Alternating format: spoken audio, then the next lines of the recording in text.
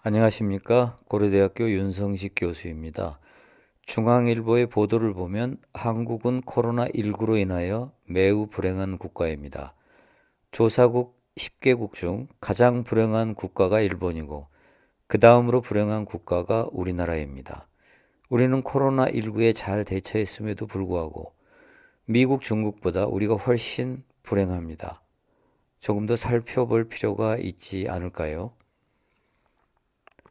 중앙일보의 보도에 의하면 코로나19가 한창일 때 10개국의 웰빙을 조사한 결과 우리나라는 웰빙이 9위였습니다. 행복이 9위였다고 말할 수 있습니다. 일본은 10위로 꼴찌였습니다.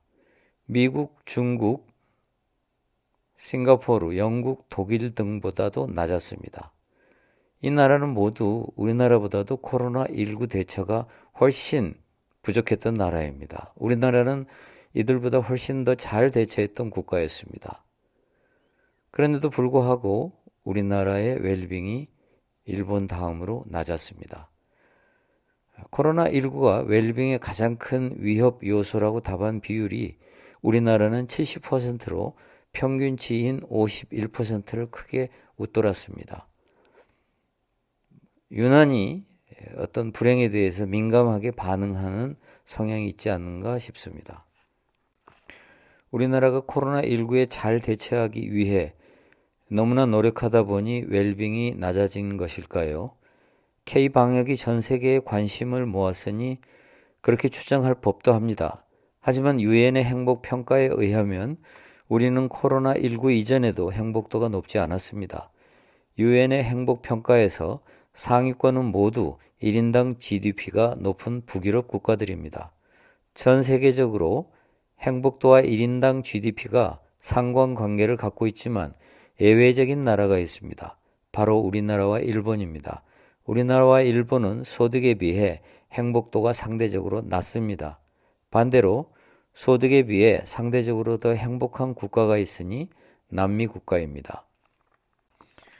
왜 우리는 소득에 비해 다른 나라보다 더 불행할까요? 우리나라와 일본의 체질 인류학적 조사에 의하면 인종적으로 너무 비슷해서 구별하기 어렵다고 합니다. 우리는 어쩌면 체질적 성향적으로 불행한 성격을 일본과 공유하고 있을지 모릅니다. 사회의 문화가 권위주의적이고 억압적이어서 그럴 수도 있습니다. 정치가 문제라고 말하는 사람도 있습니다. 우리가 영어 공부에 쏟는 시간의 100분의 1, 아니 1000분의 1이라도 행복이란 무엇인가에 대해 고민해 보는 게 어떨까요? 우리 모두 행복을 원하면서도 마치 행복의 방법을 안다는 듯이 살고 있습니다.